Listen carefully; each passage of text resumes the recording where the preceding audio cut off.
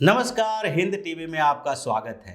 महाराष्ट्र की एनडीए सरकार में बड़ा खेल होने वाला है क्योंकि भ्रष्टाचार के मुद्दे पर इस बार कांग्रेस को एक बड़ा मौका मिला है।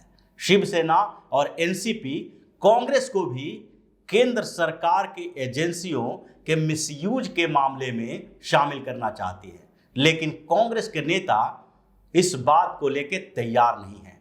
महाराष्ट्र में कांग्रेस का जो लीडरशिप है वो एनडीए सरकार के मंत्रियों के ऊपर चल रहे जांच को लेकर बिल्कुल अलग थलग रहने की कोशिश में है और ये उनकी रणनीति का एक हिस्सा है, क्योंकि कांग्रेस के ऊपर लगातार भ्रष्टाचार का आरोप लगता रहा है और सारी पार्टियां जो अभी कांग्रेस के साथ है वो भी कांग्रेस के उस भ्रष्टाचार का उजागर करने वाली पार्टियां रही है। और इस बार महाराष्ट्र में कांग्रेस को ये मौका मिला है, इसलिए जो इस बीच ईडी और इनकम टैक्स के जितने छापे पड़े हैं उसे एनडीए सरकार के ऊपर केंद्र सरकार की इस छापे के तौर पर पेश करने की कोशिश की जा रही है। और ऐसा माना जा रहा है कि केंद्र की सरकार जो है वो केंद्रीय एजेंसियों का दुरुपयोग कर रही है और महाराष्ट्र के नेताओं को परेशान कर रही है। ये एक परसेप्शन क्रिएट करने की कोशिश की जा रही है,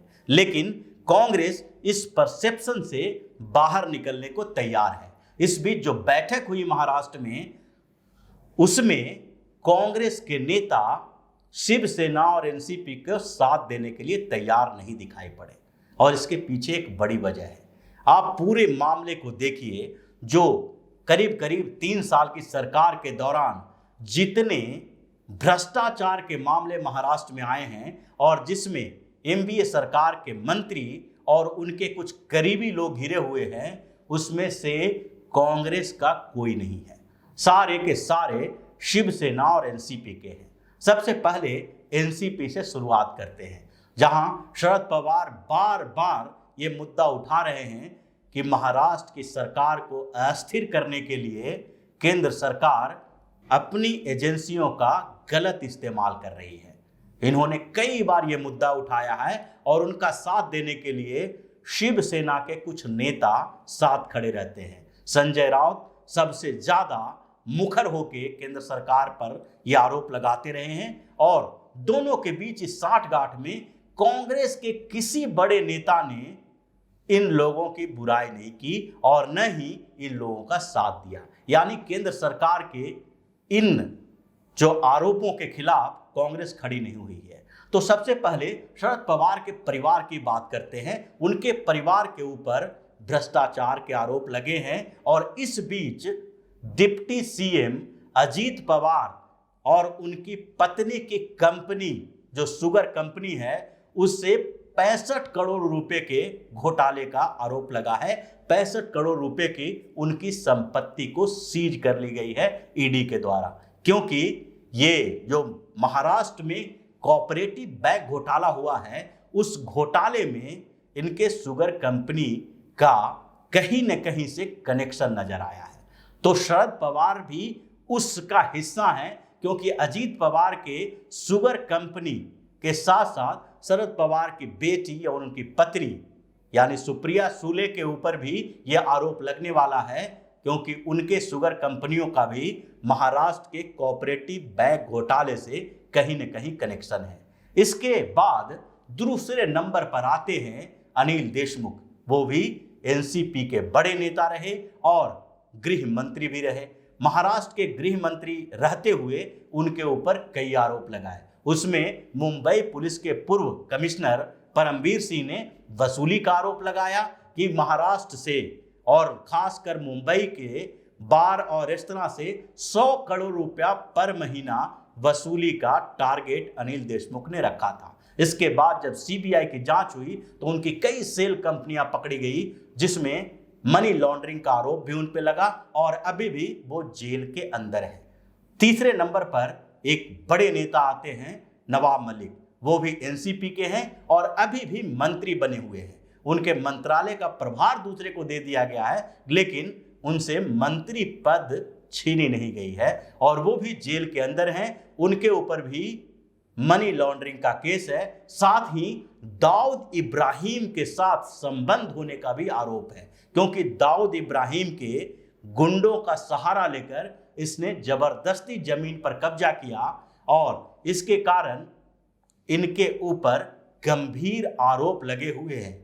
और ये तीन बड़े नेताओं को अगर देखा जाए तो तीनों के तीनों एनसीपी में अपनी अपनी अहमियत के लिए जाने जाते हैं। शरद पवार की फैमिली के साथ साथ अनिल देशमुख और नवाब मलिक, यानी कि ये बड़े आरोप और जो कार्रवाई हुई है वो एनसीपी के ऊपर हुई है। अब दूसरे नंबर पर आते हैं शिवसेना में, क्योंकि शिवसेना भी इस साठगांठ में शामिल है और उनके भी कई मंत्री और नेता ईडी के शिकंजे में हैं, इनकम टैक्स और सीबीआई के दायरे में आते हैं। तो सबसे पहले बात करते हैं उसी तरह से जिस तरह से एनसीपी के शरद पवार हैं और शिवसेना के आदित्य ठाकरे और उद्धव ठाकरे हैं। तो उद्धव ठाकरे के साले के ऊपर ईडी का आरोप लगा है और ये आरोप बहुत ही गंभीर है, क्योंकि इसमें भी मनी लॉन्ड्रिंग का मामला शामिल है और पुष्पक ग्रुप के साथ संबंध रखने के साथ साथ श्री साईं बाबा गृह निर्मित प्राइवेट लिमिटेड में इनका जो स्टेक रहा है उसमें 6.5 करोड़ रुपए के गबन का आरोप लगा है कि वो जो ब्लैक मनी का इस्तेमाल इन्होंने किया। श्रीधर माधव पाटनकर जो रश्मि ठाकरे के भाई हैं और उद्धव ठाकरे के साले हुए, आदित्य ठाकरे के मामा हुए, उनके ऊपर जो इतना गंभीर आरोप लगा जिससे ठाकरे परिवार में हड़कंप मच गया। उसके साथ साथ आदित्य ठाकरे के करीबी नेता राहुल कनाल के ऊपर भी साईं बाबा ट्रस्ट में गड़बड़ी करने का आरोप लगा और ईडी ने उनसे भी पूछताछ की, उनको कस्टडी में ली। आदित्य ठाकरे और उद्धव ठाकरे के करीबी ये जो उनके पारिवारिक संबंध वाले नेता थे, उनके अलावा भी उनके कुछ मंत्रियों पर भी आरोप लगे। प्रताप सरनाइक जो शिवसेना के बड़े नेता माने जाते हैं, उनके खिलाफ भी एनएससीएल घोटाले में जो 5600 करोड़ का घोटाला है उसका आरोप लगा है कि 11 करोड़ इन्होंने गबन किया है और उनके 11 करोड़ की प्रॉपर्टी को सीज किया गया है।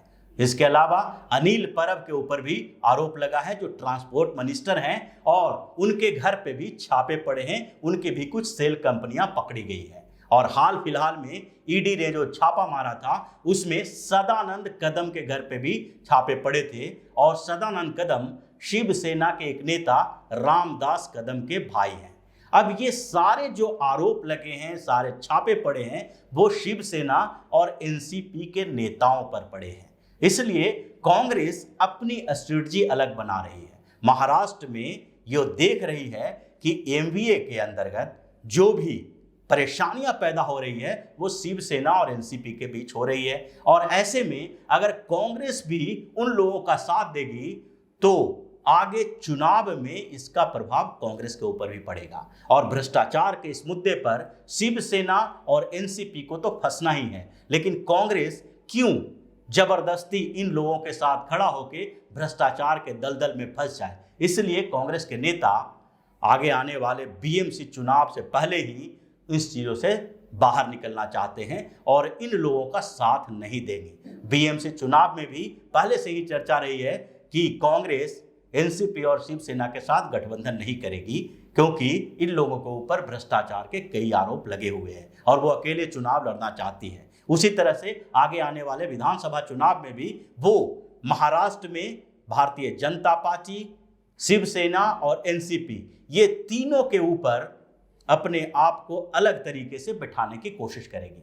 तो इसीलिए जो महाराष्ट्र विकास अघाड़ी है वो सरकार में कांग्रेस अपने आप को भ्रष्टाचार के मुद्दे से अलग कर रही है और इसलिए शिवसेना और एनसीपी के बीच परेशानी भी बढ़ी हुई है कि अगर कांग्रेस ने इन मुद्दों पर चुप्पी साधी है तो इसके पीछे एक बड़ी रणनीति है और कभी भी बीच में कांग्रेस एनसीपी और शिवसेना का साथ छोड़ सकती है और उसके लिए जो मुद्दा बनेगा वो यही भ्रष्टाचार का मुद्दा बनेगा, क्योंकि जितने मंत्री भ्रष्टाचार में शामिल हुए माने जा रहे हैं और जो पकड़े जा रहे हैं वो या तो एनसीपी के हैं या तो शिवसेना के हैं। और कांग्रेस इस बीच अपने आप को इससे अलग करके इनके भ्रष्टाचार का साथी नहीं बनेगी और चुनाव में इसका फायदा उठाने की कोशिश करेगी। तो इसी तरह की खबरों के साथ फिर से हाजिर होंगे। तब तक के लिए बने रहिए हमारे साथ और देते रहिए हमें सहयोग, ताकि इसी तरह की खबर हम आपके लिए लाते रहें। धन्यवाद। अगर आपको हमारा वीडियो पसंद आया हो तो इसे लाइक करें, इस चैनल को सब्सक्राइब करें और हाँ, बेल आइकन भी दबाएं ताकि आप तक हमारे वीडियो की नोटिफिकेशन पहुंचते रहें। हमसे जुड़े रहने के लिए अपने सुझाव हमें कमेंट बॉक्स में देते रहें।